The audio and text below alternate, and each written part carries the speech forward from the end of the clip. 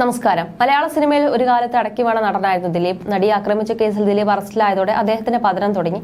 സിനിമകളെല്ലാം തുടർച്ചയായി പരാജയപ്പെട്ടുകൊണ്ടിരിക്കുകയാണ്. താരത്തിന്റെ കരിയർ വലിയൊരു പ്രതിസന്ധിയിൽ ഇപ്പോഴും നിൽക്കുന്നതാണ്.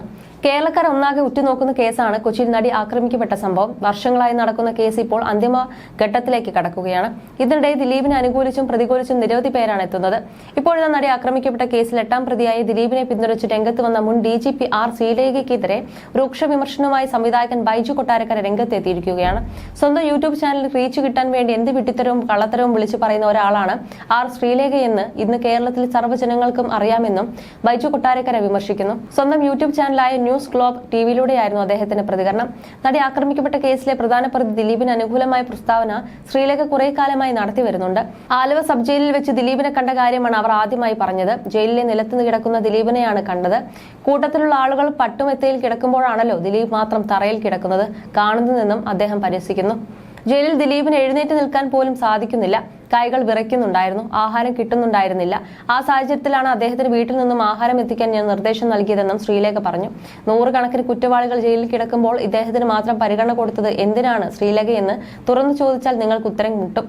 മനുഷ്യത്വപരമായ കാര്യം കൊണ്ടാണ് അങ്ങനെ ചെയ്തതെന്നാണ് നിങ്ങൾ പറഞ്ഞത്. ഇതിൽ എന്താണ് മനുഷ്യത്വം? നിങ്ങളും ഒരു സ്ത്രീയല്ലേ? ഒരു കേസിന് എല്ലാ വശങ്ങളും അറിയാം. എന്നിട്ടും ഈ കേസ് അട്ടിമറിക്കുന്നതിനും പ്രതിയെ സഹായിക്കുന്നതിനായി ജയിലിൽ ചെല്ലുകയും ചെയ്തു. ദിലീപ് നിരപരാധിയാണെന്ന കാര്യം മുഖ്യമന്ത്രിയുടെ ശ്രദ്ധയിൽപ്പെടുത്തിയെന്നും പറയുന്നു. ദിലീപ് നിരപരാധിയാണെന്ന് ശ്രീലേഖയ്ക്ക് എങ്ങനെ അറിയാം? ശ്രീലേഖ ഗണിച്ച് കണ്ടുപിടിച്ചതാണോ? അല്ലെങ്കിൽ സർവീസ് പൂർത്തിയാക്കിയതിനു ശേഷം സ്വപ്നത്തിൽ ആരെങ്കിലും വന്ന് പറഞ്ഞതാണോ? ഒന്നുകിൽ സ്വന്തം യൂട്യൂബ് ചാനൽ റീച്ച് കിട്ടാൻ വേണ്ടിയുള്ള കള്ളക്കളി, അല്ലെങ്കിൽ എന്തെങ്കിലും ധനലാഭത്തിന് വേണ്ടി ആരുടെയെങ്കിലും കൂട്ടിച്ചേർന്ന് പ്രവർത്തിച്ചതാണോ എന്നും കണ്ടുപിടിക്കേണ്ടിയിരിക്കുന്നുവെന്നും ബൈജു കൊട്ടാരക്കര പറയുന്നു. ദിലീപിന് അനുകൂലമായി അവസാന നിമിഷത്തിലും സംസാരിച്ചപ്പോഴാണ് അവർക്കെതിരെ കോടതിയലക്ഷ്യ ഹർജി നൽകിയതും പിന്നാലെ കോടതി അവർക്കെതിരെ നോട്ടീസ് അയച്ചതും. ഇടക്കാലത്ത് അവർ BJPയിൽ അംഗത്വം എടുത്തിരുന്നു. അതൊക്കെ അവരുടെ ഇഷ്ടം. എന്നാൽ സമൂഹത്തെ തെറ്റിദ്ധരിപ്പിക്കുന്ന രീതിയിലുള്ള അതിജീവിതമാരെ ആക്ഷേപിക്കുന്ന തരത്തിൽ പ്രസ്താവനകൾ നടത്തുന്നതും നാണക്കേടല്ലേ? നിങ്ങളെപ്പോലുള്ള ഒരു പെൺകുട്ടിയാണ് ആക്രമിക്കപ്പെട്ടത്. അവർക്കെതിരെയാണ് നിങ്ങൾ നീങ്ങുന്നത്. ഏത് രാഷ്ട്രീയ പാർട്ടിയുടെ ഭാഗമായാലും ആ രാഷ്ട്രീയ പാർട്ടിയിലെ സ്ത്രീജനങ്ങൾ നിങ്ങളോട് പൊറുക്കാമെന്ന് തോന്നുന്നുണ്ടോ? എന്തായാലും ഈ പ്രസ്താവന വളരെയധികം നാണക്കേടുണ്ടാക്കുന്നതാണെന്നും ബൈജു കൊട്ടാരക്കര കൂട്ടിച്ചേർത്തു. പൾസർ സുനിയുടെ മൊഴികൾ കേസിൽ ദിലീപിന് കൂടുതൽ കുരുക്കാകുമെന്ന് ബൈജു കൊട്ടാരക്കര പറഞ്ഞിരുന്നു.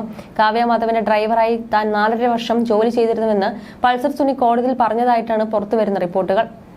അതുമാത്രമല്ല, സുപ്രീം കോടതിയിലും ഹൈക്കോടതിയിലുമെല്ലാം പൾസർ സുനിയെ തനിക്ക് അറിയുകയേയില്ല, യാതൊരു ബന്ധവുമില്ല എന്നൊക്കെ പറഞ്ഞ ദിലീപിനും അഭിഭാഷകർക്കുമെല്ലാം പൾസർ സുനിയുടെ ഈ തുറന്നു പറച്ചിൽ വലിയ ആഘാതമായി മാറുമെന്നാണ് മനസ്സിലാകുന്നതെന്നും അദ്ദേഹം പറഞ്ഞിരുന്നു.